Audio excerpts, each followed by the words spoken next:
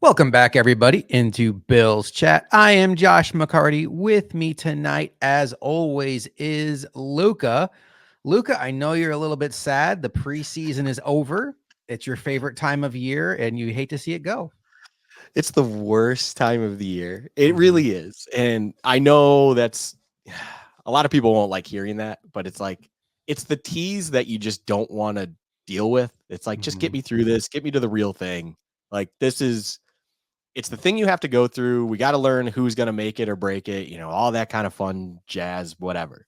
But this is where it's hard for me to watch other people being excited about this. And, a prime example. Here's a prime example, not to get off on a tangent here, Josh, but Hmm. we're watching something and individuals talked about how they came in from Kentucky to finally see their first Bills game and they were excited about the environment and all this kind of stuff for this past Saturday's game. Oh, boy. And I watched that and went, out of all the options and all the years and all the times you could have come up here potentially, you chose to go to a week 3 preseason game to Hmm. try to soak in this.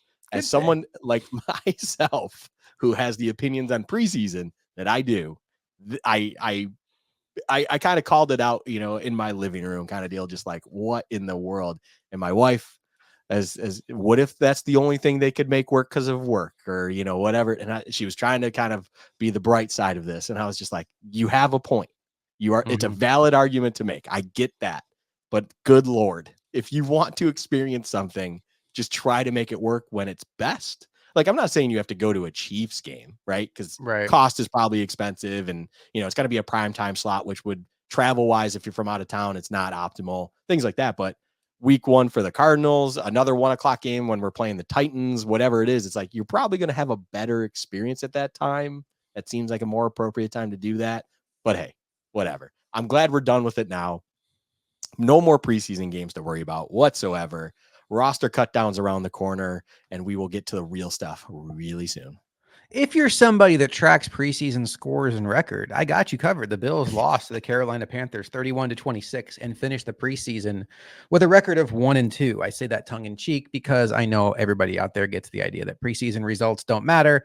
If you don't know, that's totally cool. The Bills did not play anybody of any significance in this game. First, second teamers. Ben DiNucci started the game. I'm talking like Ray Davis didn't even get a snap. Keon Coleman didn't get a snap. Rookies who you would think want experience. McDermott did not let them see the field. So take it for what it's worth. And the Panthers did play a lot of their starters for a couple drives. Bryce Young was out there. Adam Thielen was out there. They threw a touchdown pass to tight end Jordan Matthews, which was the first time I realized that Jordan Matthews is now a tight end. But we're not going to break this game down too much. What we're going to do tonight, and I'm going to be honest with all of you. Luka and I had planned on doing a 53-man roster projection for this show. And I was thinking about it, and I was thinking, okay, well, we already had a couple of Bills moves announced today, one of which was a player in Deion Jones that I thought was going to make the 53-man roster. And with our show uploading on Monday morning and roster cuts due by Tuesday at 4 p.m. Eastern, and you know how it works in the NFL, they're going to trickle in over the next couple days. If we give you a 53-man roster projection that, say, has Joe Andreessen making the roster, right? And we make this case for why they're going to cut this guy, go short here, go long here. And Monday morning, Joe Andreessen gets cut. Our entire podcast is nuked. Like, there's no reason to listen to it. It's outdated. And we don't want that. We understand that just because it uploads on Monday morning, it doesn't mean that that's when you guys listen to it. You listen to it when you get to it. It could be that you don't get to it till Thursday when you're mowing your lawn. We appreciate you whenever you listen to it. So here's what our plan is for this show. We're going to talk about what we think are the big roster decisions for the Bills. Joe Andreessen is going to be brought up. Frank Gore Jr. going to be brought up. Tyrell Shavers, Zach Davidson. We have a list of guys we're going to go through. We're going to talk about different position groups. What are they going to do about backup quarterback? But instead of projecting it, we're going to talk about each side of the argument. For now, I think it'll be valuable to kind of put yourself in the Bills' shoes and figure out what you would do if you were them. After the fact, hypothetically speaking, let's say Joe Andreessen does get cut and you're like, wait, why would they cut him? Our hope is that you can go back to this episode, go back to the argument, go back to the two sides of the debate, and maybe it'll still be a valuable educational tool for you. It'll be good for us. And that's how we think this episode can have a little bit more longevity, Luka. Yeah, it's all about balance here. We appreciate anyone that listens, like you said, and ultimately we just want to still talk about why these guys matter and or why they would make the team, why they may not make the team, and what kind of impact they can have on the roster with whatever slot they are in, whether that's backup linebacker, depth running back, so on and so forth. So it's something where at least this conversation, Josh, doesn't feel like something, as you mentioned, where it could be a dead convo in 24 hours. And realistically, it's more of a projection on, okay, in the scenario where Zach Davidson makes the roster, where's the path to success for him to make an impact on this team? And or what is that going to shape out for everyone else's production? Or what's going to happen when it comes to him making the roster? Is anything going to happen at all? Is it something where he's going to fill in a role when needed, if needed, when so-and-so gets hurt? Whatever the conversation may be, whatever the kind of situation is, it feels like a better and more productive conversation to have. Feels like a healthy one to have as well, where it's not just kind of, we're not going to sit here and bash or make a case why someone's absolutely useless and needs to be cut. It's more so just, how do we truly feel about those bubble guys, those individuals where you can see why they would be making the roster, and what's the realistic expectation for them now after making the roster, and or how did they just come up short? And realistically, is there still something to be had there? Are they going to still be on this team in the practice squad?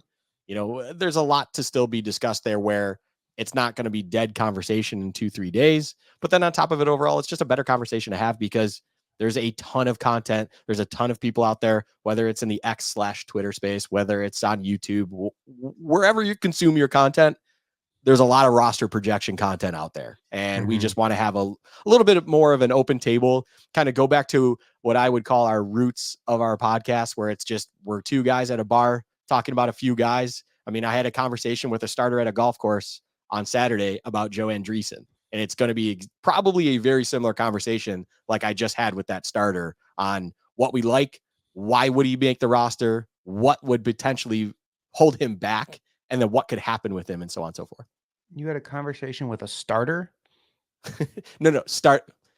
Josh is someone that's not familiar with golf. Starter is a position of a person on a golf course. Oh my God. I'm like, wait a minute. Did Deion Dawkins play golf with you? That's great. Okay. Yeah, no, it's just a job title of an individual on a golf course that you need to go to start your golf round. This is going on TikTok.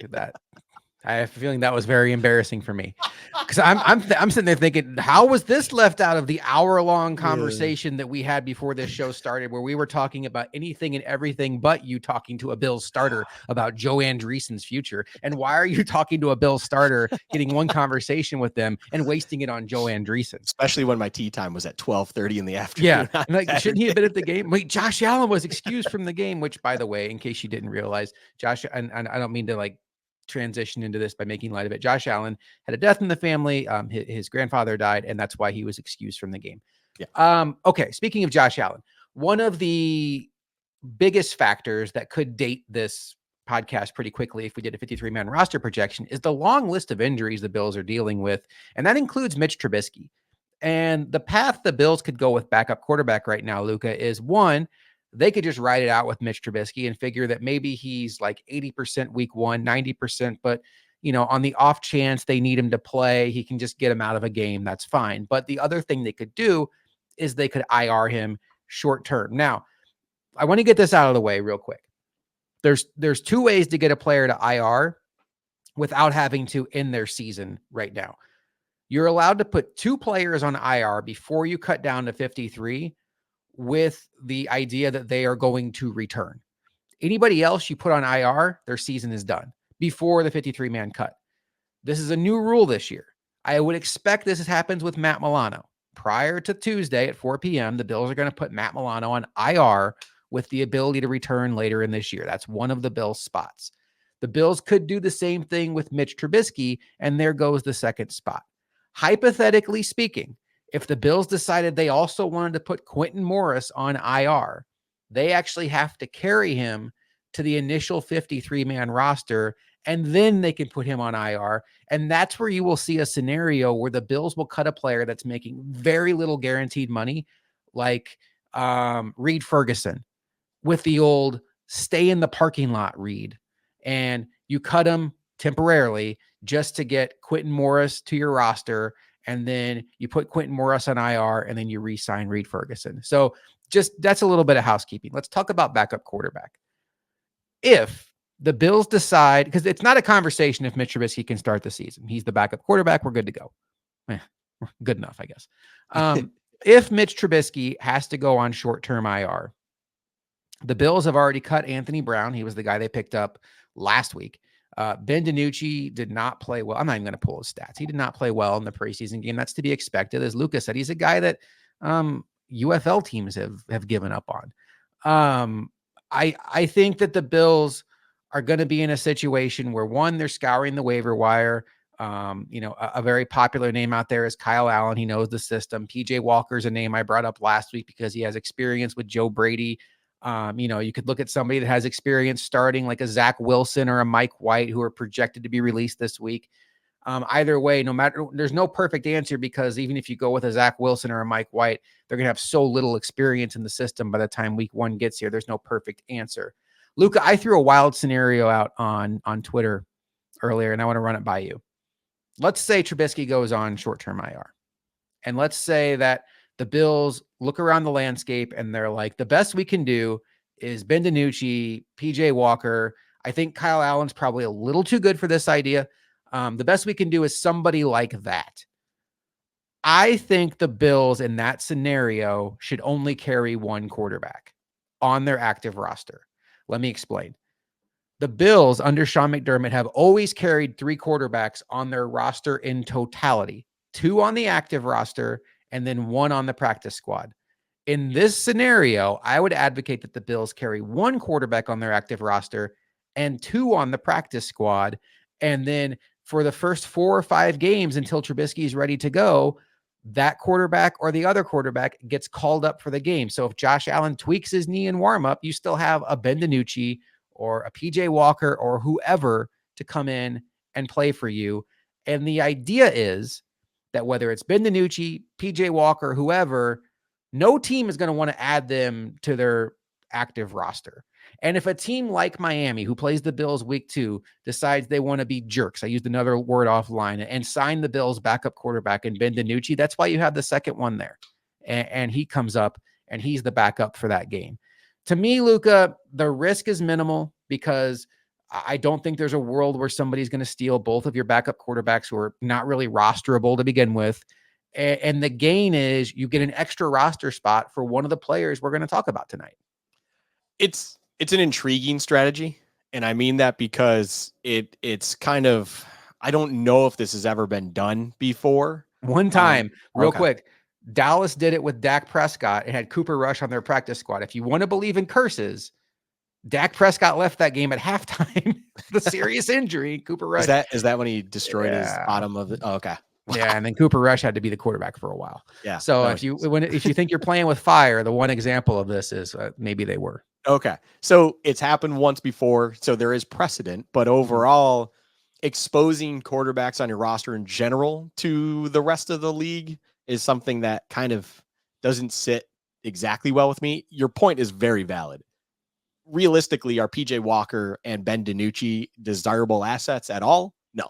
I think anyone out there, Miami, because of the week 2, Thursday night game or whatever, if the Patriots just want to be those people, do they want to steal them? They have the ability to, and that would just be a kind of a dick move. But overall, they would have to then do something, roster movement of their own to facilitate that. And of course, I mean, they probably like their 53-man roster themselves better than just trolling the Bills to the point of signing Ben DiNucci and or PJ Walker in this example. So it's a valid one, because if you're really trying to say, how do we get to 10 offensive linemen, or, whatever the number is that you feel like it's teetering on for a position group, that could be the way to get around it, right? That realistically is a path for a way to do it. You are tempting fate a little bit. It feels like you're playing with energies and things out there by only having one quarterback active on your roster that feels a little bit wrong. And knock on wood, nothing happens or nothing takes place. But it's just it's just it's a move that makes sense. I can see how that makes sense in the sense of, hey, we have a tight end situation here where we want to go as deep as, Zach Davidson, and we want to also make sure we go, as I said before, 10 offensive line deep, because let's say we just want to really ensure that Garage is still on this team. Whatever it is, if that's how you then buy that slot to do this, it makes a lot of sense, because you still have that ability come game day to elevate, as you said. That'll be one of your elevations. And hopefully you just don't run into a serious issue where that one elevation from your practice squad for game day becomes one that you wish you had for something else. That would take a serious run of injuries and or whatever else it could be to cause that kind of deal. So, a lot of times you're seeing, these people elevated and or, these individuals being inactive on game day. It's like one or two might be impactful, but the rest are kind of pretty streamlined. If you start raising serious confusion on game day for then all of a sudden you have to elevate a quarterback every game, you're probably running into greater issues elsewhere anyways. One other thing to keep in mind. So I think the best case scenario for the Bills would be, let's say Kyle Allen gets released from the Steelers and the Bills go out there and they're like, hey, Trubisky's going to be back in a month. Kyle Allen and Matt Barkley, we're going to sign you to our practice squad. These are two guys that have familiarity in the Bills system. We know Josh Allen gets along with them. And maybe Kyle Allen's a fringe top 64 quarterback and somebody would want to add them to their roster. I doubt it. Nobody did that in the offseason. The Steelers did as a third stringer, but it was clear he was never, ever going to be top two. I don't think it's a given that even if a team like the Patriots comes in and says, hey, we're going to sign you to our active roster because we're going to stick it to the Bills, Kyle Allen, if he knows that he's going to be elevated for the Bills for the first 3 weeks of the season, he's going to make a bigger salary having been elevated. He's going to make a game day salary. Whereas when he goes to the Patriots in this example, Brissett and May outrank him anyway. So he'll be on the roster. He'll make the same salary he'd make with the Bills, but he's 2 injuries away from playing for the Patriots. He's 1 injury away for playing for the Bills. And, Kyle Allen's a guy that's just trying to stay in the league at this point in time. And I don't think you want to do the Bills dirty when they're a team that you have a good relationship with. This is all examples. I don't know that I expect the Bills to do this, but I did want to bring up this scenario as something the Bills could consider. Backup quarterback is definitely going to be one of the biggest topics of this week, Luka. But it happens every year. There are players in preseason games people fall in love with, and I have 4 different names here that I think I have 4. Let me check the notes here. I have 1, 2, 3, 4, 5 different names. I put Kingsley Jonathan on there, but I think he's maybe a different conversation. 4 different names of young players that popped this preseason in one way or the other. And I want to talk through them now with you, and we'll just kind of kick around the pros and cons of adding to the roster. One thing I will say, though, if you've never done a 53-man roster projection, I encourage you to try, because until you've done it, it's super easy to be like, oh, we got to keep that guy. Oh, we got to keep that guy. But then once you do it and you get down to those 53rd, 52nd guys, and you realize it's not like Frank Gore is competing with Ty Johnson for the 53rd spot. He's competing with the 10th offensive lineman or the 5th edge rusher or the 6th round pick that you're also high on. So that's where those decisions get really tricky. Or he's competing with a safety at a position that the Bills are down some guys. And that's where it's like, man, can I really keep this guy? Well, let's start with Frank Gore Jr. He's a guy that really popped in this last preseason game. He's a guy that you were high on when the Bills signed him as an undrafted free agent. We both, thought he was an intriguing day 3 level prospect in the draft, somebody worth taking a shot on. Frank Gore Jr. is a player that a lot of Bills fans are really enjoying right now. Somatos 34, Frank Jr., the balance and vision make up for any elite combine measurables. And we put a question out there and we got a lot of Frank Gore Jr. responses. Yep. My one pushback, Luka, before I kick it to you, is he didn't play a down of special teams in all of preseason. He played less than 30 downs of special teams in his entire college career. And if you're talking about a guy who's going to be the 4th running back on the team, because Ray Davis, James Cook are here, and Ty Johnson, I expect to be here. He has to play special teams to matter. If he's not playing special teams, I don't see a path for him to make this team. And as good as he looked on Saturday, my counter argument would be Raheem Blackshear, Joe Burns, Shad Williams. You know the names through the years.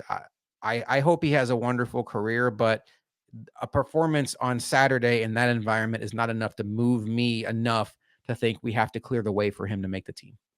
I think special teams as the point of where you're trying to go with this makes all the sense in the world, because the two people in my eyes, Frank Gore, if he's making this roster, he has to make it over Darrington Evans and Ty Johnson, in my opinion.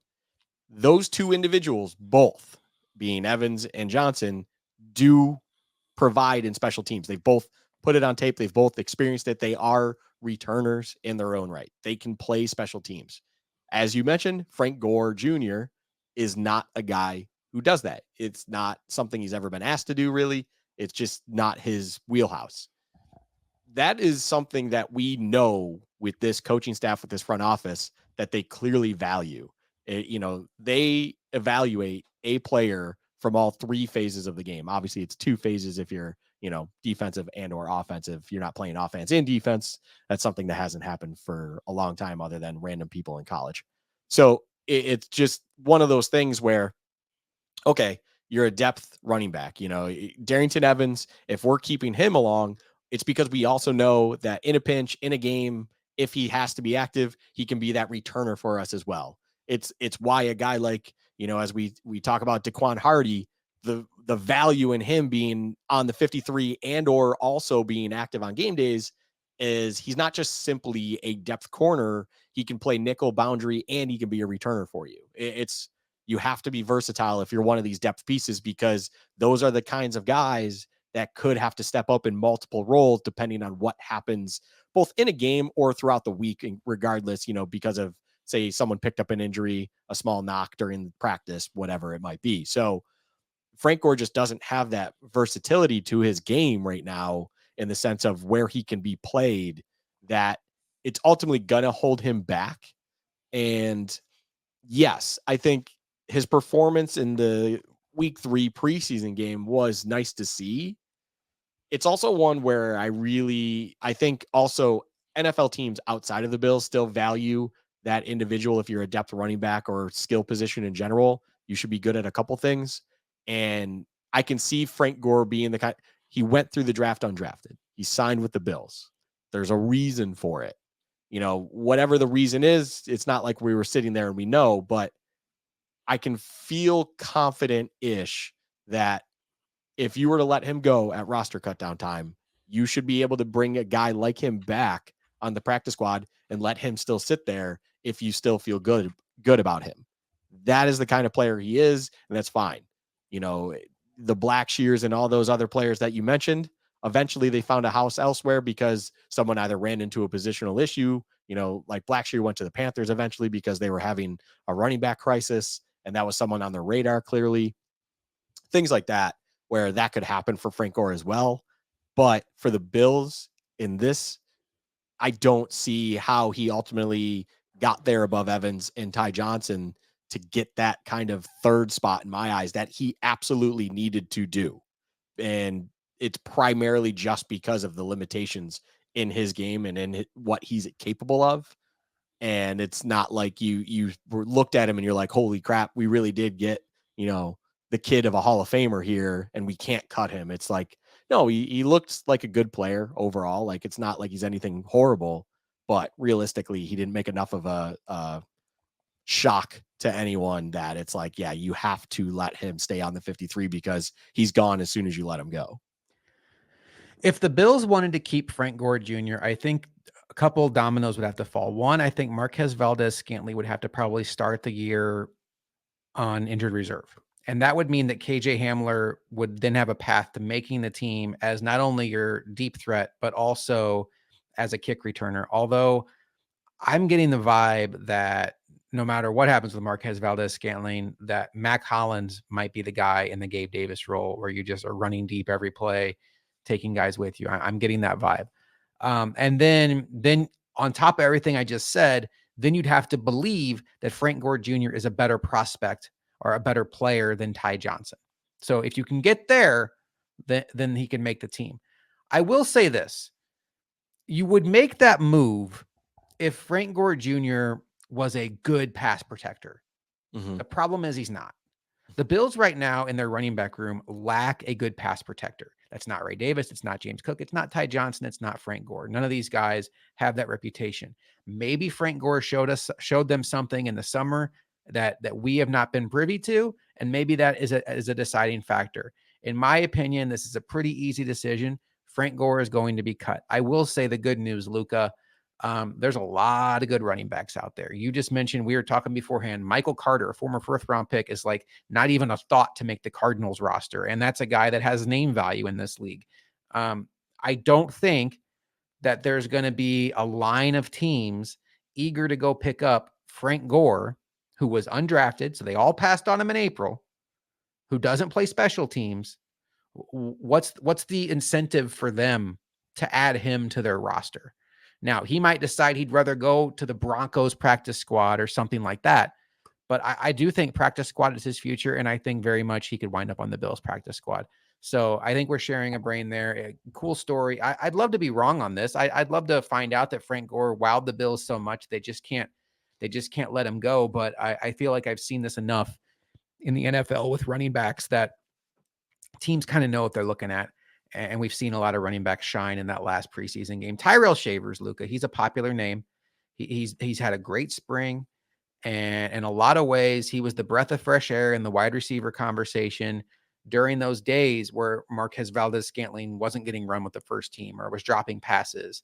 And, Chase Claypool could just never get on the field. And then he eventually was cut. And Justin Shorter just never had his moment and just never could really prove to the Bills that they were smart to take him in the 5th round. And Tyrell Shavers put in a lot of work, changed his body this offseason. He's a big physical player. Would have had a touchdown this weekend if Ben DiNucci wasn't just absolutely awful. But he is a roster fringe guy. I give Tyrell Shavers a realistic chance to make the roster.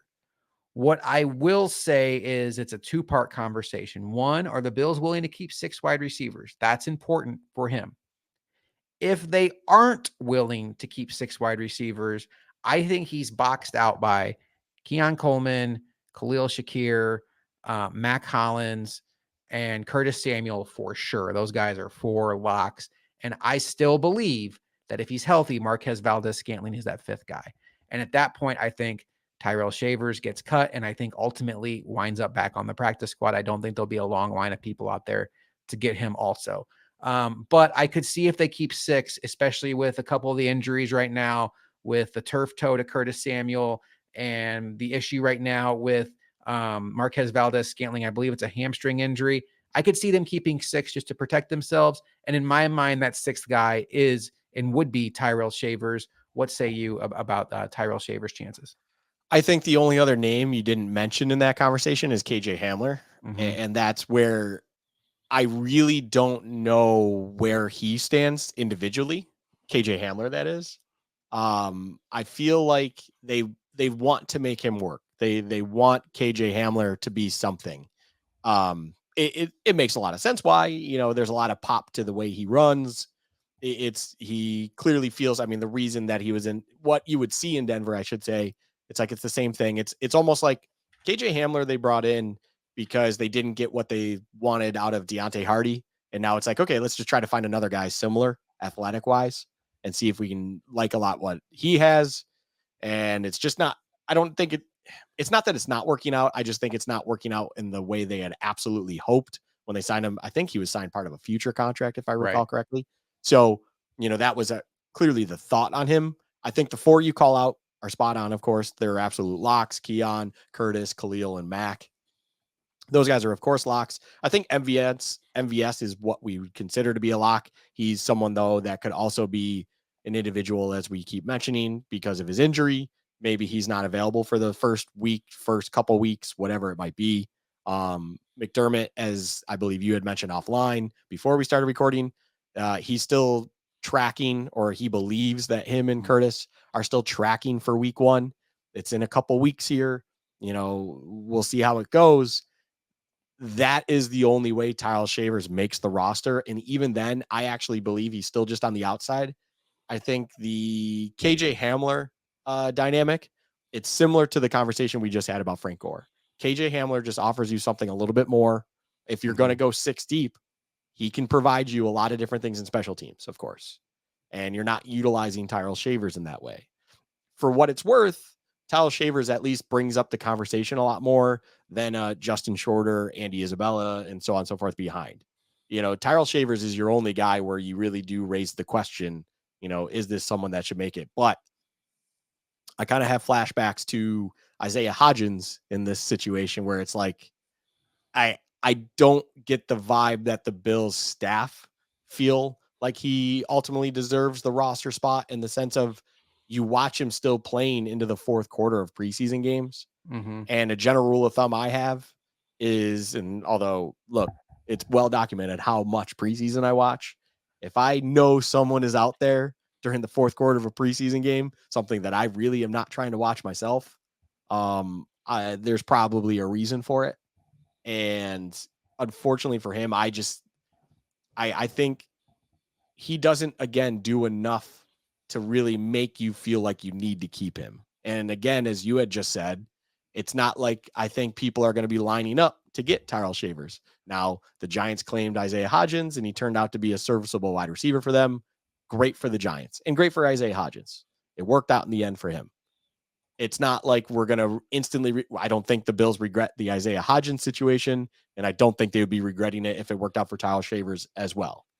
They clearly feel like a wide receiver group right now that they're happy with is, though, when it comes to game day, it's 5. They carry 5. That's what they do once it comes to the regular season, I should say, not game day per se.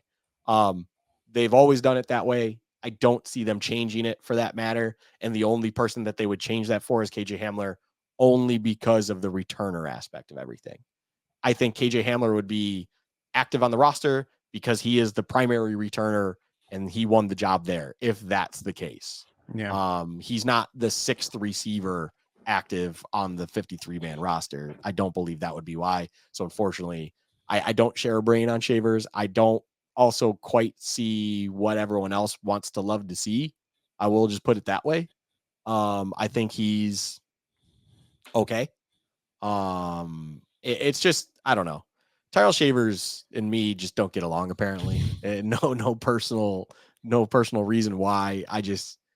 When I stare at the depth right now and I see, of course, Keon Curtis Khalil at full health, of course, and then Mac Hollins and MVS as your other two, it's like, why do you need to be messing with that? That seems pretty good to me, and I don't see what Shavers would offer you that's different. And this seems like an offense in general where you need to be offering something unique or different overall. And it's not anything better than those first 5 as it is. And if you do need to go past those 5, I would probably rather take a shot on KJ Hamler anyway. So I just don't see it. Yeah, I think the big argument would be the 4 days you have in between the first 2 games. If you were to lose a couple of receivers in the first game, do you want to go down to Miami with only 3 receivers on your active roster? But you have a practice squad for a reason. And I do think that as intriguing as KJ Hamler is, there's a reason he was on 2 different teams' practice squads last year. He was signed to a future deal. He didn't do enough, I think, in preseason for somebody to be like, we got to have that guy on our active roster. I think he could be on your practice squad. Yeah. Tyrell Shavers, just for reference, he played 18 snaps of special teams in the preseason. That's encouraging. He played punt coverage, punt return, and kickoff coverage. The bad news is he accounted for 2 penalties on special teams in those 18 snaps. And while I don't subscribe to PFF grades, I will say I'll defer to them here because I'm not grading these guys on special teams. They gave him a 40.6 grade for the preseason. And last year in the preseason, he had a 28 grade. So at least the neutral observers of PFF are not thinking that he's out there wowing anybody. It's a cool story. He's certainly much more in the conversation than Justin Shorter. Yeah. And I think he's a guy that I think you could very realistically see back on your practice squad. And if Marquez Valdez-Scantling can't play week 1, maybe he makes the roster. But no, I think he's probably also on the outside looking in. All right. I was going to save this one for last, but I just happened to check Twitter, Luka, and I saw a response to our question of who are you going to pound the table for? And I just can't wait to see your reaction to this. It's about Joe Andreessen, who I think we're both high on. So I'm not anticipating your reaction to be something about negative about Joe Andreessen. But Dave Miller says, if Andreessen doesn't make the 53, then why even play preseason football? Luka, why are we even playing preseason football? I mean, why are we? I'm Right. I'm under that. We don't train know of either, thought Dave. perfectly. We don't know either. I'm okay with no preseason football. Let weeks 1 through 3 be preseason, right? Meaningful football, and still give me a quality product. I'm with you on that one. Yeah. Just do 2 to 3 buys, whatever you need to do to make the NFLPA happy. Make these games matter, please. Andreessen has been very impressive. Going back to what I referred to, the golf course starter that I was talking to, not the NFL starter that was on the golf course with me, Josh. Got it. When we were talking about it, I loved the conversation. Let me just start it with there. Shout out. I don't even remember his name. I think he said it at one point before we had to wait for golf carts, not to go off on a tangent. We had to wait for like 10 minutes because it was so busy on a Saturday, as it always is, that we had to wait. That's where the conversation came from. And it was a good convo. But overall, we were having to talk about Andreessen, and he was glowing about this guy, and I could tell that this was an individual, not to say that he was old, but he's an old school mind where he just liked what he would see from him. And I was like, what about Andreessen did you like the most? Because I asked him, I was like, do you have any football background, and stuff? He's like, no, I've just been a lifelong Bills fan, so on and so forth, of course. And he's like, he just reminds me of those old days where you would ask a linebacker quite literally to only care about what's in front of you, from tackle to tackle, sideline to sideline, and what's in front of you. And I'm like, that's exactly what he is. He is kind of that throwback, prototypical Mike, where it's like, I'm not expecting him to make great plays in coverage behind him and knowing what's going on 10, 15 yards over the middle of the field. If he's getting thrown over and someone's open, when on a deep end or whatever it is, it's not like I'm mad at Andreessen, because when you watch him, that's clearly not what he's good at. But what he is good at is keeping his eye, tracking the ball, running downfield, confident in doing so, and making the play possible because of just whatever it is in his wheelhouse that he's good at. He's good at downfield action, and it's great. He's good at keeping. I will say the one thing I mentioned, I was like, it was surprising to me as a rookie that he is, how when I watched that Pittsburgh game, at least, he kept making plays, because even as, you had a pulling guard or whatever the situation might be where an offensive lineman's in his face, he's not focused on the block. He's not focused on the individual that's about to hopefully deplete him in their eyes. He still had an eye on the ball. He was able to then make a play on the ball while not letting that block or whatever was in front of him get in the way. And it's an impressive thing to see out of a guy as young as he is. So I can understand why a lot of what, again, I'm not calling these people old, but the old school mentality, or people that like that old school Mike, what they see in him, it's like, yeah, it makes a lot of sense. And it's something that this roster overall doesn't really have a ton of as well, for what it's worth, at linebacker. It's, I think our linebackers in general, not that it's a bad thing, are a lot more of your typical athletes where they can do both things very well, in Terrell Bernard's case. And then I think Dorian Williams still has a chance to be very good in his own right. They're athletic. They can do both things you want them to do. They have a lot of reach. They can do a lot of things. With Andreessen, it's just that old school downhill again. And I'm just going to keep beating that drum because that's what it is. And if we were to sustain an injury, because Andreessen's not going to be the kind of guy where hopefully he's a starter for this team, because there's a problem if he's a starter for this team, unfortunately. But if he needs to come in, at least one phase of the game is covered and you know exactly what his strength is. So you're going to then just shuffle the deck around him with the other skilled players out there on defense and just make sure he can focus and do his job, being worry about sideline to sideline, tackle to tackle, and what's going on in the backfield. That's his job. That's what he's good at. And he can at least do that at a starter. I'm not going to say it like, I expect him to be as good as any other, starting Mike in the league, but he does it as well as any other NFL Mike out there, whether it's a depth player or not, at least being able to sniff out the ball and make plays happen. It's only minimal tape that we've gotten on it, but it's already very, very present. And he's been available and he's been able to make these plays happen with a very limited opportunity overall. And that's promising because any other Mike we've had in years past of recent hasn't really been able to do that, even in preseason action. So I get where Dave Miller's coming from. I get where all these other guys that are just falling in love with Joe Andreessen. I will say this: you're not stashing a guy like him on a practice squad. That No. is absolutely known. He is either making the roster or he's making another team's roster because he's not coming back at practice squad.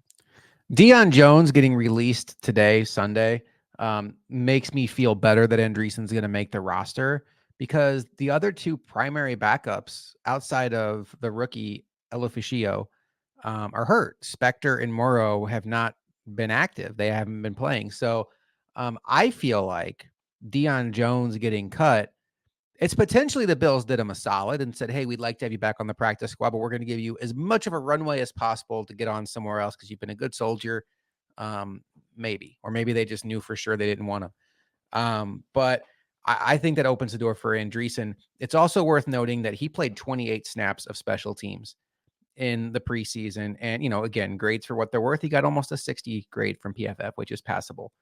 And you would think the way you described him, where downhill, he stacks and sheds well. He has a great nose for the football.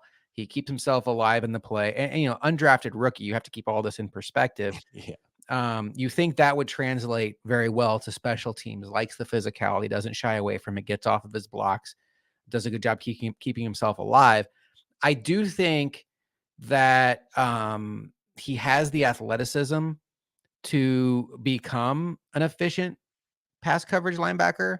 He's not there yet, and he didn't do a lot of zone dropping in college, and that's just a new skill he has to learn. So spot dropping is going to be something that, it's going to take some time. And, that's where the challenge comes in. If I thought he was capped out at just being a 2-down old school play forward linebacker, my interest would be quite a bit lower, just because it's like, well, it's 2023. People spread you out now. You play more nickel than base. And, what good is that going to do you against the Chiefs? I do see a little bit of upside in his coverage. And again, I don't know that 3 years from now, we're going to be talking about Joel Andreessen starting next to Terrell Bernard as the Bills starting linebackers. But I've seen enough where if Joe Andreessen was the Bills' 4th round pick and everything else happened exactly the same way, the Bills take this linebacker in the 4th round with a good athletic profile, and he pops in preseason, it wouldn't even be a conversation. We'd be super excited about this guy, and we wouldn't even be wondering. It's the fact that he was undrafted and then really a tryout player. It's unfortunate. It's the reality of sports. I think he's going to make the team, and I think there's some circumstances at linebacker that are going to help him make the team. But no, I would be surprised if he doesn't. And I will just relay this one more time for those that maybe didn't hear it last week. If Balin Spector, who's hurt right now, makes the roster over Joel Andreessen, I will not understand it, because there's been 2 times in his career that Balin Spector has had an opportunity to step up for this team, and he's been hurt both times. One is right now with Matt Milano out. The other was the Chiefs game where Milano was out, Bernard was out, Dotson had one good arm, and Spector was also out, which forced AJ Klein in off the couch. It's unfortunate, but it's not like Balin Spector was a 3rd round pick where the Bills he's a 7th round pick and he can't stay healthy. And if you want to keep them both around, fine, but don't get rid of Andreessen because you like Spector. That to me doesn't make a lot of sense. The next name on the list, Luka, Zach Davidson. I feel like Zach Davidson was a hotter name early in camp. Intriguing athlete. He actually was a very good punter in college too, which, that's not nothing. You can get a punter injury in a game, and it would not be the worst thing to have a backup punter. Or maybe Tyler Bass gets hurt and Davidson can go in there and kick a field goal. Who knows? But intriguing athlete, long wingspan. We saw a couple glimpses of it in preseason, but the quarterback play for the Bills in preseason was so bad. Josh Allen threw 3 passes the entire preseason, which warmed Luka's heart for as much as he hates preseason, but it didn't give us a good chance to evaluate anybody in the passing game. I think he's more in than out right now because of the Quentin Morris injury. If Quentin Morris was fully healthy, I'd say more out than in, but I do feel like Quentin Morris makes a lot of sense as a stash on IR guy early in the year. And then that opens the door for the Bills to keep a Zach Davidson. I will also say, though, that also opens the door for them to keep someone else. If they feel like they can survive a month and a half of the season with Dalton Kincaid, Dawson Knox, and Reggie Gilliam as your tight ends, and then you hope that you either get Zach Davidson or Trey McKitty back on your practice squad for depth. Reggie Gilliam gives them a lot of flexibility. He can be that third tight end and probably be just fine. He doesn't have the athletic upside of a Davidson, but to me, Davidson's path to the roster is a lot more clear right now because of the Quentin Morris injury. What are your thoughts on the player, the upside, all of it with Zach Davidson? Because I think maybe it was a little overstated early in camp, but you can't deny that. I mean, he's a big, noticeable player when he's on the field. But I also just can't help but think like there's a reason why a player with that athletic profile just can't stick on anywhere. That very tail end of your point is spot on. So, yes, his presence is very visible. And obviously, I think, especially with tight ends, defensive ends, linebackers, when they are tall and lengthy, all of a sudden there's just a massive intrigue with them. I think wide receivers also are kind of in that boat, but it seems like to me, that's like a tall, lengthy receiver. I just have like Justin Hardy days where it's like that's where you get more intrigued about it more so than now. But overall, you can see him out there. He's intriguing. You want to see what you can do with him. It's one of those, can we mold this ball of clay into something that's awesome that we don't have right now? I will say on top of it, with the Quentin Morris injury, I'm with you and I share a brain in the sense of with this conversation, he could and may realistically make the team. And where I'll tail off even into that is you brought up, do they feel okay with Dalton Kincaid, Dawson Knox, and Reggie Gilliam being the three that they can go into the season with? I feel like it would almost be irresponsible to do that because Dawson Knox primarily. Dawson Knox is not exactly someone that has gone season after season with a clean bill of health.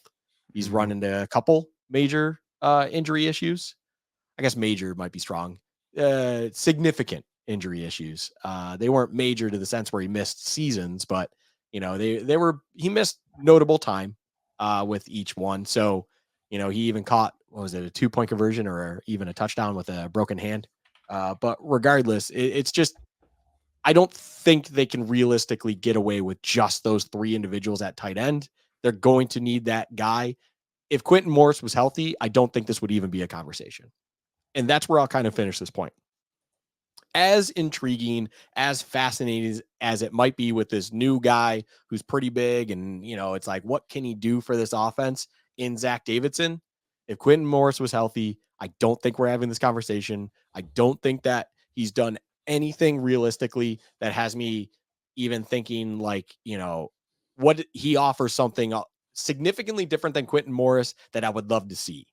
And that's who he would be battling that roster spot for. And Quentin Morris has been a great soldier over the past few seasons now, where he's actually come up and made plays in meaningful games when called upon, even though he doesn't really get he doesn't get a lot of looks. But when they call his number, when they call his name, he has stepped up and at least done his job.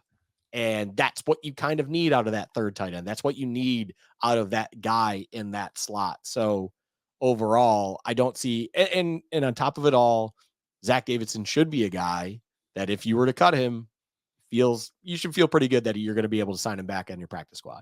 I don't think it's like he's put enough tape out there, mossing people over the middle where it's like, oh, some team's going to pick him up, regardless what it is. If they're running in the Chicago Bears want to sign their 20th tight end, and Zach Davidson, because they saw a couple of plays.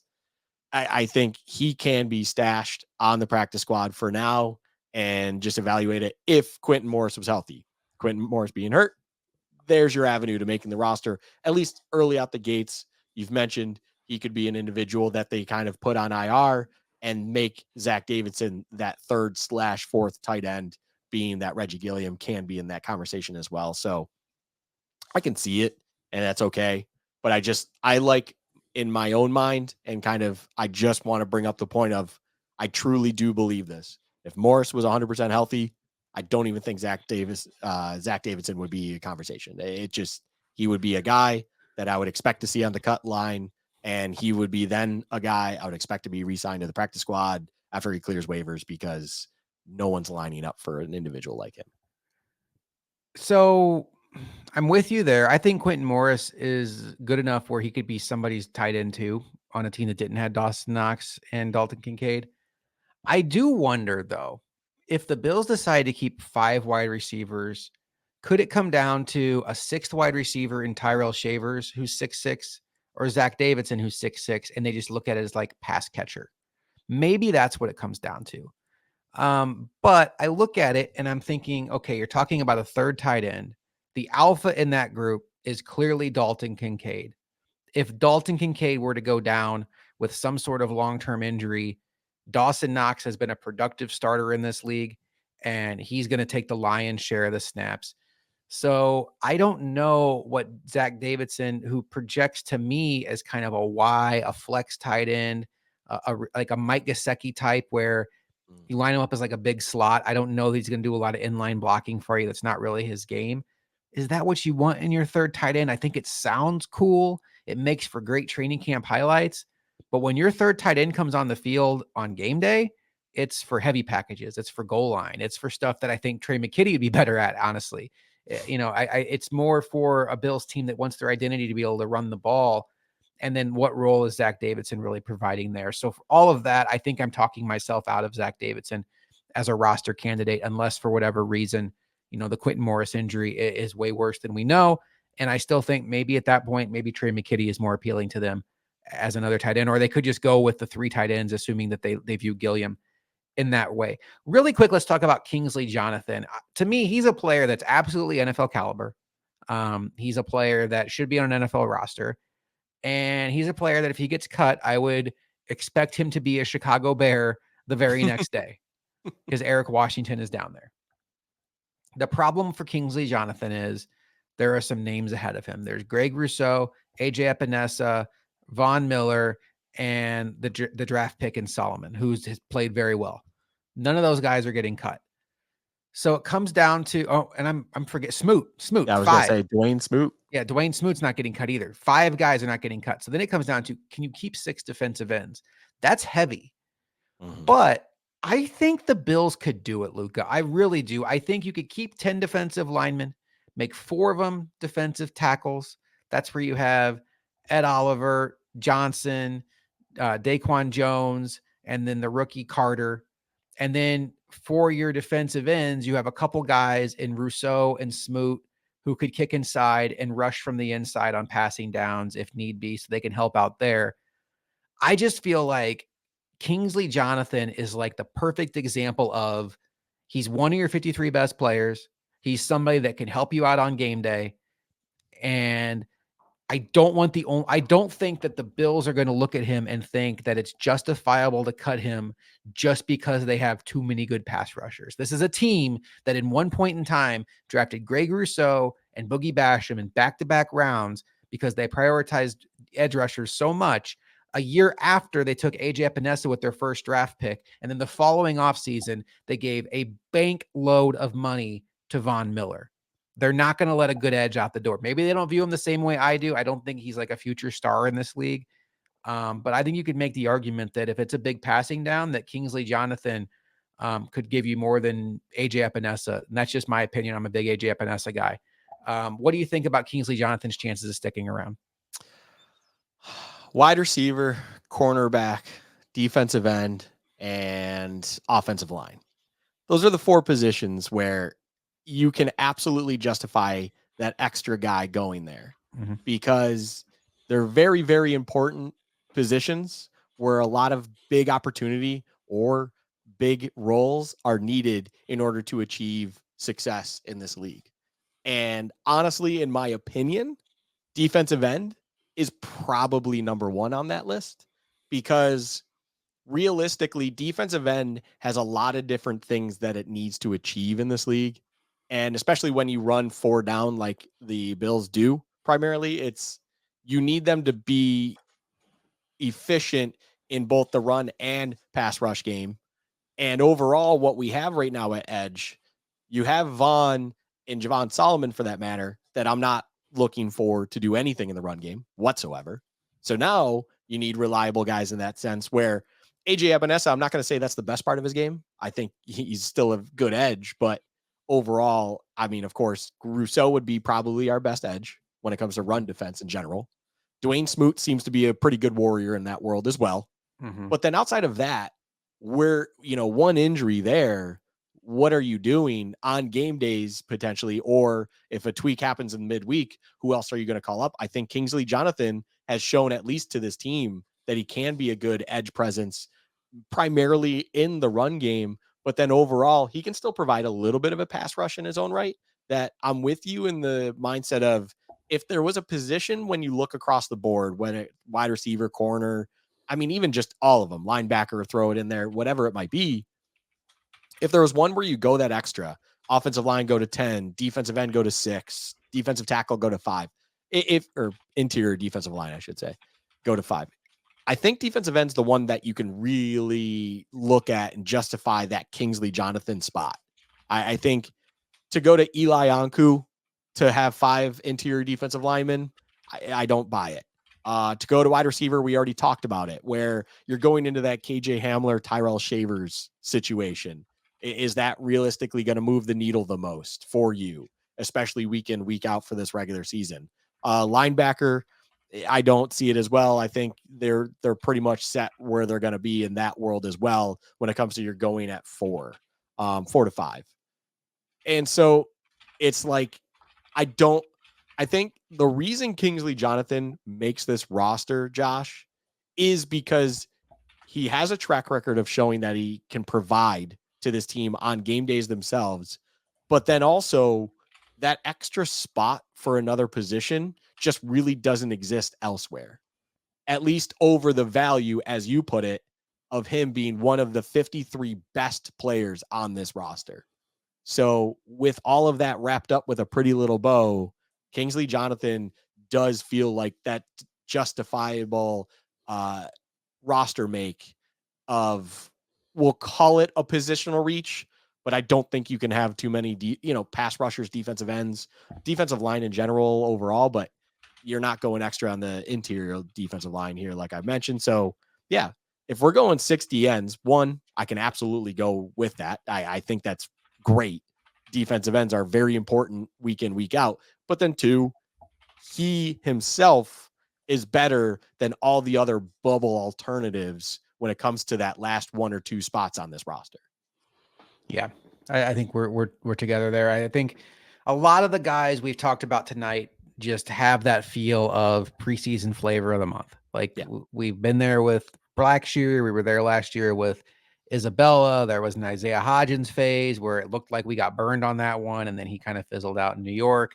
It feels like we're there with Frank Gore, Tyrell Shavers, Zach Davidson. I think the Kingsley Jonathan thing is real, and I think he needs to make this team. And we will find out in a couple of days who makes this team, Luka, because the cuts are happening fast and furious. They're coming in, all day today, all day tomorrow, and then I say today, Sunday, and then tomorrow, today, whenever you're listening to this on Monday, and then by Tuesday we'll know everything. Very quickly, Luka, we were going to play a game where we were going to go through it and do all the point spreads on week 1, but we're already at an hour. Do you want to still do that game? We can do it real quick. Okay, so why we're doing this is I put out a post from our Bills chat account. I thought it was a pretty innocent post. I said, I'm not saying the Bills are going to lose week 1 to the Arizona Cardinals. I just, there's a lot of factors about that game that make me nervous. And I'll tell you, I was impressed with a lot of the people that agreed. But I got a lot of pushback, like, oh, the Cardinals are terrible. Their defense can't stop anybody. And we're going to do a season preview episode next week. And I'll save a lot of my thoughts on that matchup, why I ultimately will end up landing on why I think the Bills will win. But we're going to dive into season predictions, and we're going to go through the entire schedule. It's our favorite show of the year to do to lead up to the season. And we do a lot of research on it. It's a lot of fun. But one of the things that stuck out to me about that game was it's only a 5.5 point spread in favor of the Bills, which if you go by like the 2.5, 2-ish, what it is now, as far as point spreads go for home field advantage, If this game were in Arizona, it would essentially be a pick 'em, which is alarming to me when you look at where this team was last year, the Bills, the division round of the playoffs, an eyelash away from the conference championship. They're at home. The Cardinals are traveling west to east. The Cardinals were one of the worst teams in the sport. They were bad enough to draft Marvin Harrison. Big asterisk on the fact that they played 3/4 of their season without Kyler Murray. But 5.5 seems light. But then I started looking at the week 1 spreads, and I realized the NFL is not going to let us get away with the week 1 liar picks anymore. There is not a lot of heavy spreads week 1. So, Luka, really quickly, you have not looked at these. I'm trusting you. No, I have not. I'm just going to get your initial thoughts on what this spread is. Start with Thursday Night Football, opener of the season. Baltimore Ravens traveling to Kansas City. I would guess that to be at Kansas City -3.5. Kansas City -3, which is the standard home field line. I think I would take Kansas City in that scenario. It's important to remember, though, I know the playoffs are what everybody remembers for good reason. The Chiefs did not blow out a lot of teams last year.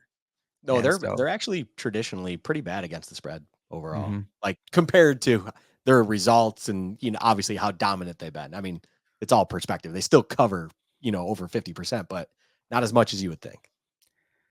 In Brazil, 2 teams wearing green. NFL.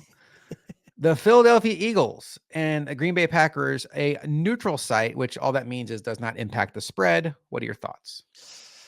I would guess it to be, I guess, man, that's tough. So the Packers were the hottest team to end last season. So I'm just going to go Packers -1, but I really wouldn't know. I would have thought Packers were favored too. The Eagles are favored by 2.5. Oh, wow. That's almost like they're getting a full home field advantage boost for that. In Chicago, Caleb Williams is going to make his debut against the Tennessee Titans and Will Levis. I don't know if DeAndre Hopkins will be ready for that game. What do you think there? Well, the Titans are kind of the perennial. Well, at least we'll beat them around the league. So I'll change it up just how I'm saying this. I'll say Titans +4. That's spot on. Oh boy, can I not wait to bet on the Titans in that game. I love Caleb Williams. I love everything I'm reading about him. I love Rome Odunze. The Chicago Bears should not be 4-point favorites over anybody right now. Like they just shouldn't. And I cannot wait to bet on the Titans in that game. The New England Patriots and presumably Drake May, although they still haven't announced their quarterback yet, but it seems like everything's going toward Drake May. And Jacoby Brissett got hurt tonight, Sunday night. Crazy. Travel to Cincinnati to take on Joe Burrow and maybe Jamar Chase and the Cincinnati Bengals. I bet you the line moves a couple points if Jamar Chase doesn't play, but this is probably the biggest line of the weekend. I'll say Bengals -8. Bengals -9. And that makes sense because the Bengals, you figure, are going to score in the 20s, and you could see a scenario where the Patriots go there in just single digits. Yeah. All right.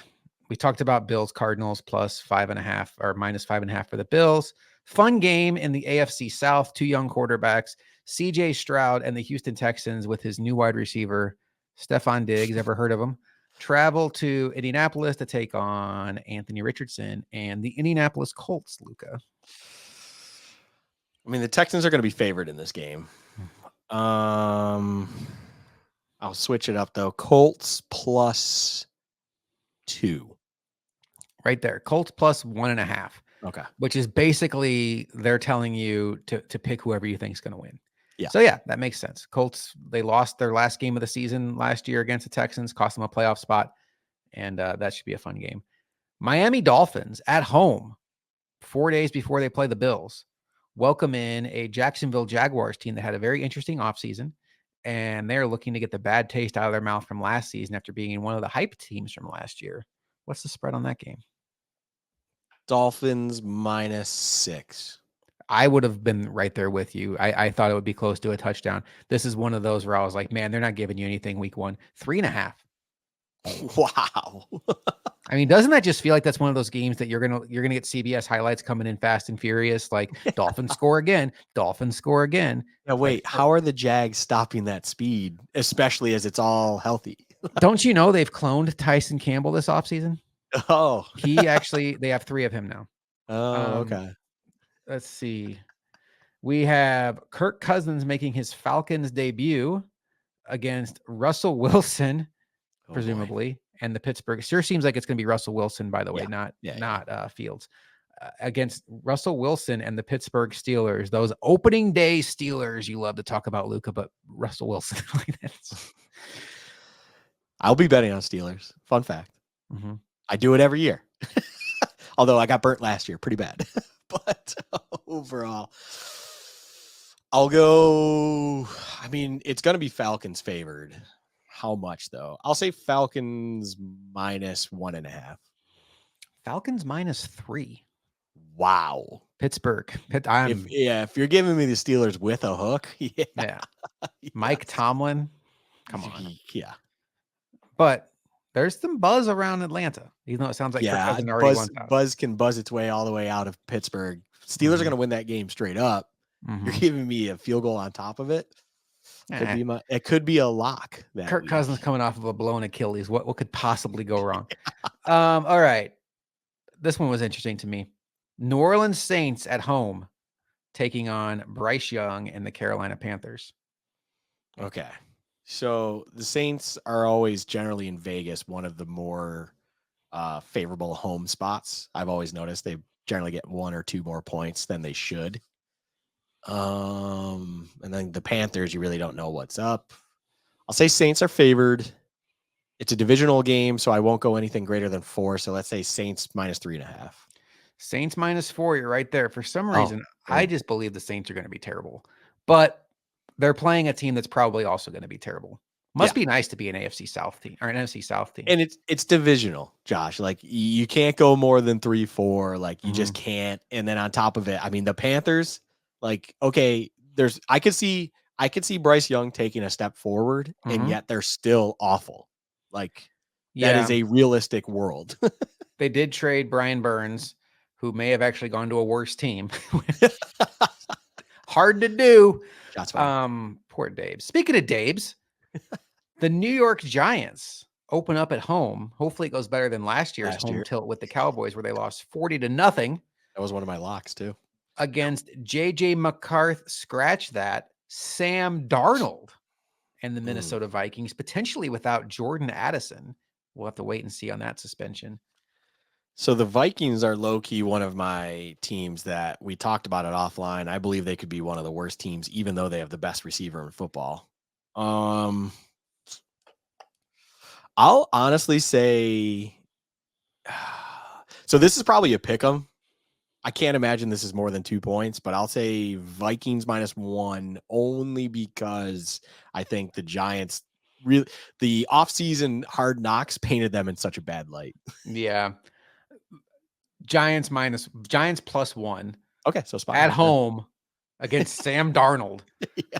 I am betting the Giants. I'm probably not betting anything that game. I think the Giants should win that game, but I mean, it's going south. What are you trusting I would bet. The funny part is I'd probably bet the under in that game, if anything. It's so wild because I think the tone from Hard Knocks is Joe Shane is like a rock star who like is a genius GM, but yet the all around thought is the Giants are one of the worst teams in football, and that can't just be because Daniel Jones is the quarterback. Yeah, they've had a lot of high picks, so we shall see. I think they hit a home run with our guy Neighbors though. All right, the Russell Wilson Bowl, 2 teams that cannot stand him. The Seattle Seahawks are at home, taking on what I think is going to be Bo Nix and the Denver Broncos. I love that it's the same matchup week 1, 2 years later. It's the exact same thing, except Russell Wilson's not on either side now. Right. We don't have him at center field, just, or whatever. Yeah. This might be one of the toughest ones. I'm going to go with the pretty chalky Seahawks -3, but I will say this. I like the Broncos a lot in that. Seahawks are getting -5. I think that's got to be a rookie quarterback making a debut in a very, very loud stadium. Yeah, tough environment. It's got to be. Broncos. I feel like Broncos in that game.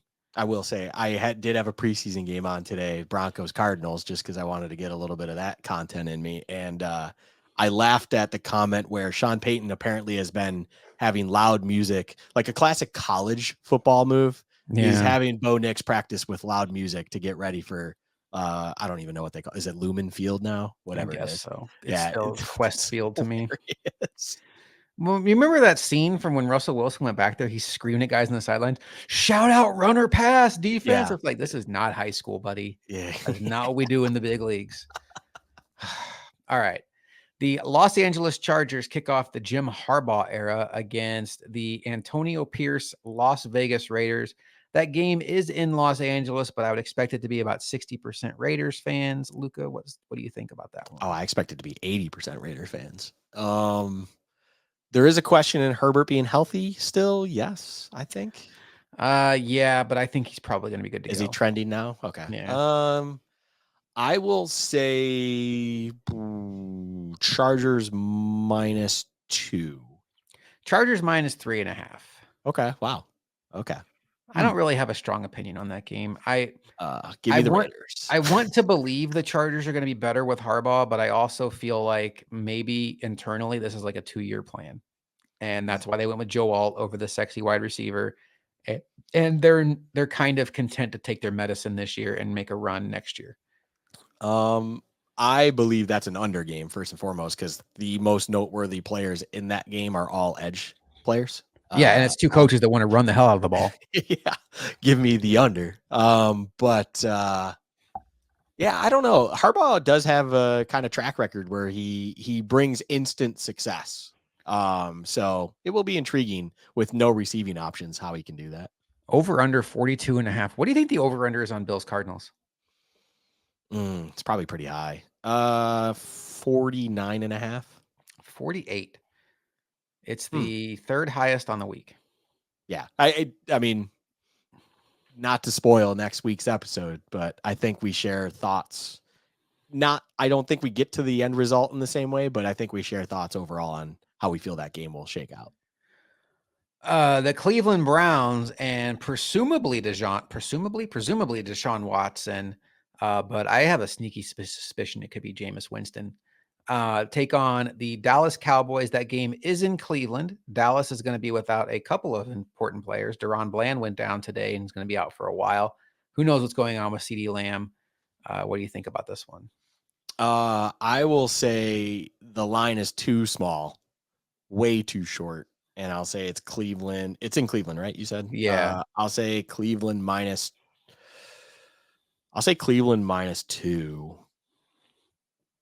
It's Cleveland -2.5. Okay. If it gets announced that Winston plays, what does that do to the spread, do you think? Probably goes to pick 'em, but overall, I'll be honest, I don't give a shit who's under center. I do. Cleveland's winning that game. If it's Winston, I like the Browns even more. Okay, in my eyes, I know it's weird. I know it's weird to say that, but it's like I think Watson was holding them back so much last year. Cleveland is just such a good team, and Dallas, I just don't see it outside of Dak trying to throw 20 times to CeeDee. I mean, Browns with the favorable side of the hook, like, yeah. Oh yeah. Do you do this thing where you kind of map out what your day is going to look like watching football? Like you always want to figure out where the Bills game is. We know you want to figure out where the Cardinals game is. You have a bunch of games on at once, but there's always like your focal point game. I'm so happy this game is at 425. I need the Bills to win so I can enjoy it, but that is a very nice like kickback. That is a good. That is a very good fourth. You are right. That's the classic Fox America's Game of the Week. That's a good one where you're like, yep, I will enjoy this one. That's a really nice one, considering there's so many games that are standalone this week with the Friday night game, the Thursday night game, Sunday night. There's a Monday night game. That's a pretty good job because Raiders Chargers. It's the perfect one to put on my small TV and just kind of like look over at every now and again. Broncos Seahawks, same. I mean, the Bo Nix thing is intriguing, so I'll probably watch that maybe a little bit more closely. Tampa Bay, Washington is the next one. That's in Tampa. That's another one that might get the other big screen TV just by default, but I'm kind of expecting a regression. No. Jaden Daniels I take that back. I'm very intrigued by Jaden Daniels. Jaden Daniels makes his debut in Tampa. Luka, what do you think? I will say that this is Tampa -1.5. Really? Okay, so it's Tampa -3. Mm. So, yeah, I guess it's just a full 3. To me, I would have thought maybe even Tampa a little bit more with a rookie quarterback, but there's some belief No. that this Washington roster is like, People love the Jaden Daniels. And let me say this right now. For the people in the back, as someone that's had to live through the Jaden Daniels experience longer than most, he will do great things for you when you're not expecting it. But when you need him, good luck finding him. It's he might let you down. Adam Levitan said that he thinks Jaden Daniels is going to be a boom in fantasy, but he is concerned about his ability to like throw the ball consistently. Yep. When you really need it. I think the only pass I can think of in my life of when I enjoyed him was him hitting Brandon Ayuk on the edge against Oregon to finish them off. That's the only pass I can think of. When he had his first breakout moment for ASU, it was on the road as a true freshman against a good Michigan State when they were still good. I don't think he threw it more than 15 times, and there was a reason for it. And they just had a really good ground and pound game. And they milked the clock from start to finish, got a couple turnovers, and won in a classic fashion of like 17-13. Like it was a great moment. Like that is not a game traditionally ASU would win, and they definitely wouldn't do it in that manner. So it was a new experience. But overall, Jaden Daniels is that guy that, and then all of a sudden the next big game comes around and he wants to hit that deep shot and it's just not connecting and it's not working and he feels like he needs to do everything, but he's not Josh Allen. So guess what? He can't do everything. And just buckle up, Washington fans. It's so interesting because when you have a quarterback who went in the top 2 and 2 receivers who both went in the top 15, you figure one of those pieces can't be as good as we think. Like somebody's carrying somebody. Yeah. Or else they would have just like raked in national championships. So it's going to be interesting to see which one, because I believe in both those receivers to varying degrees. I believe in Neighbors quite a bit more than Thomas, but I like Daniels. Plus, I'm invested in him in Dynasty. 2 more games. We will be recording Bill's Chat post game during this beauty of a Sunday night game. Detroit Lions hosting the LA Rams. Give me Lions -3. Lions -3.5. Yeah. I'm curious to see the domino effect of the Rams defense without Aaron Donald. Yes. I don't ever want to say one player makes a defense, but I think that could unravel pretty quickly. Think about JJ Watt leaving Houston for the first time, or basically like he was still on the roster, but he was so hurt and banged up that they had to live life without him. And it's like, that is why they went 4-12, folks. Right. And you talk about a Lions offensive line that might be the best in football. That's a tough start to the season. Lions gonna Lions though. You just never know. And then what a beauty on Monday night. Like again, Bills, you have to win. So we're all just in a good mood on Monday night. Aaron Rodgers makes what I will call his official Jets debut. All due respect to the Bills last year. On the road against San Francisco. Yeah, and Leonard Floyd, unfortunately, is unavailable to do the funniest thing possible. Is he not playing? Yeah, he got banged up. You didn't hear that? Yeah, he got hurt. I don't know if it was official, like he'll be out multiple weeks, but I believe I heard that it's not good. So like he'll at least be missing this game, I believe. Okay. Nick Bosa can do it. It would have just been so poetic. Can you imagine? Yeah, I will say this is probably like Niners -5. Niners -4. I feel like they are going to just beat the tar out of the Jets. I don't know why. I know the Jets are good around the quarterback, but I think the Niners are like the Jets are a team that there's not a lot of teams in the NFL like the Jets, where they play super physical defense, they can run it down your throat, and they have weapons that can make you pay in the passing game. And the Bills have seen firsthand how tough that defense is to solve. But the Niners are like, everything you can do, we can do better. Like you're not going to bully the Niners. Yeah, the Niners are living in that last year where they can have the most complete roster in football. Mhm. They're in that last year though, and they better enjoy it because their world is going to collide real soon, where they finally have to live the hard life of everyone else. Of oh shit, we got to pay our quarterback now. Like, Mhm. have fun with that one, and still having the best roster in football. Let me paint a story for you. Bills lose to the Cardinals. We both think the game's tricky, so it's not out of the realm they lose. Okay. Miami beats the Jaguars as handily as we think. Who cares what the Patriots do? Yeah. The Jets go to San Francisco and beat the Niners. Not feeling What good. what is panic level knowing that the Bills are playing 4 days later against Miami for what will already feel like their season's on the line? Panic level's probably a 5.5. And I Mhm. only say that because I still can be level headed of like, hey, it's week 2. We have Like, Josh Allen. we have Josh Allen, and there's a lot of football around the league to be played. Injuries can happen. Miami could have a downturn, and later on, the Jets could have a downturn. Aaron Rodgers' ankle could fall apart because it's again coming off of a ruptured Achilles or whatever the technical Achilles injury it was. I can't remember. It's the only thing that would hold me back. The week leading into that game, the very short week leading into the Thursday night game, Josh, yeah, it would feel. I feel like our offline conversations are not going to be good, Mhm. and it's going to be leaning forward on the couch watching that every snap of that game, and really hoping that Josh Allen can continue being Miami's daddy, because that's the only way it really feels like we're going to be able to win that game in Miami with a fresh, healthy Miami squad with just even more speed, as crazy as it sounds, than we already saw in spades last year. Yeah, you can't really afford that loss to Arizona in what feels like one of your more winnable games of the season, especially early on, of course. Maybe your most winnable game on the schedule. Maybe the Titans is in there when you factor in location, Yeah. opponent.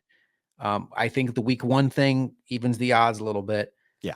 It reminds me of 2016, Rex Ryan's second and final year. And I remember Mike Shope saying this on the Friday before the game because we were all excited. The Bills were getting ready to go to Baltimore. And this is when Tom Brady was suspended for 4 games. And you really felt like if you got off to a fast start, you could really like make some hay and get a fast start on the Patriots and like get a head start. And the Patriots were going to the Cardinals on Sunday Night Football with Matt Yep. Castle as their quarterback. And No, Jimmy Garoppolo. Jimmy Garoppolo is their quarterback. Yeah, Matt Castle's going too far back. Yeah. Jimmy Garoppolo is their quarterback. And the Cardinals were heavy favorites hmm and considered to be a good team. Yep. And Mike Shope said, what if the Bills were to lose to the Ravens? Possible. And then the Patriots go out there and beat the Cardinals without Tom Brady. And I think Bulldog laughed. And then he got really depressed. And he's like, oh, that would just be the worst. And then it happened. And funny enough, 4 days later, the Bills played on Thursday Night Football in a division matchup against the Jets.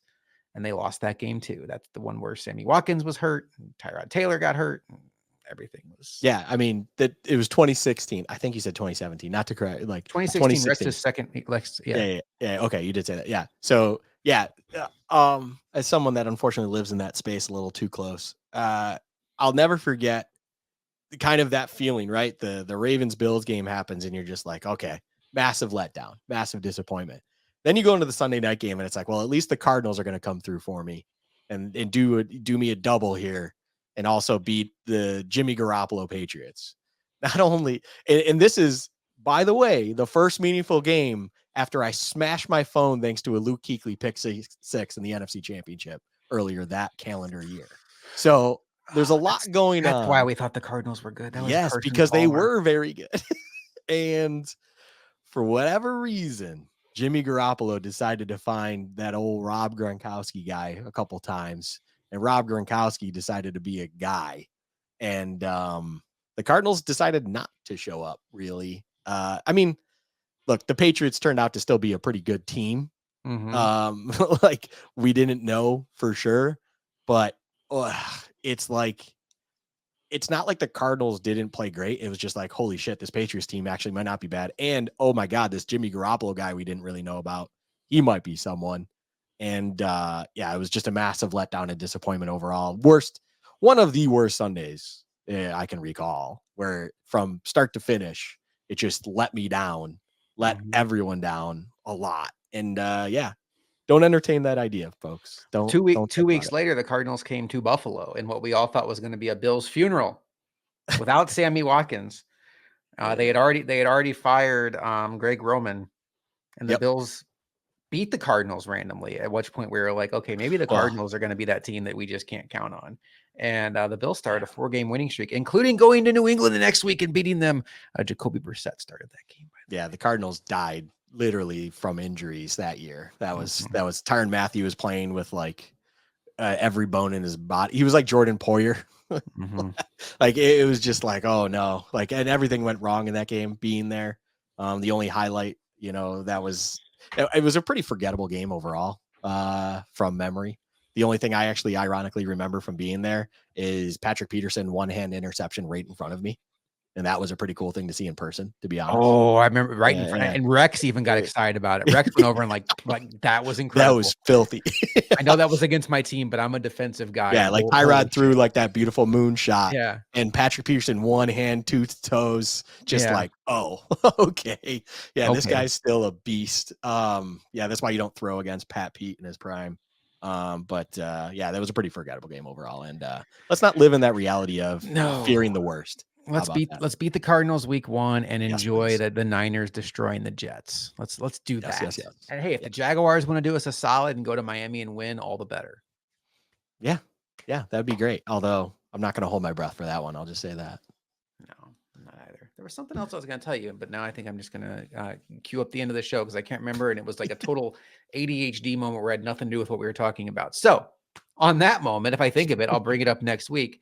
Next week, we will be on our last Sunday recording this without football until the calendar year is over. It's a beautiful time of year. So Labor Day weekend next weekend, spend the quality time with your family, although college football picks up pretty big next weekend. Hell yeah. Wyoming ASU. Make sure you watch on FS1, people. It'll be a late night one. It's Big 12 after dark. Remember that. Wyoming's got themselves Josh Allen 2.0. Well, 0.75, but yeah. 0.75. I mean, at least in college football 25 EA Sports, he fits the mold. He's tall, big, can run. He's got a strong arm. Sounds like a guy we know. Also wears number 17. Really? I'm pretty sure he wears number 17. Oh, now that guy and I are gonna have problems. Speaking of Wyoming, the newest edition of Josh Allen college football, what is it called? Road to Glory will come out this coming Tuesday. And spoiler alert coming up, apparently if you fail enough tests, they do take action against you. So pay attention in an upcoming episode of where it gets really interesting in this video game. But yeah, anyway, for Luka, I am Josh McCarty. We will talk to you next week on Bills Chat.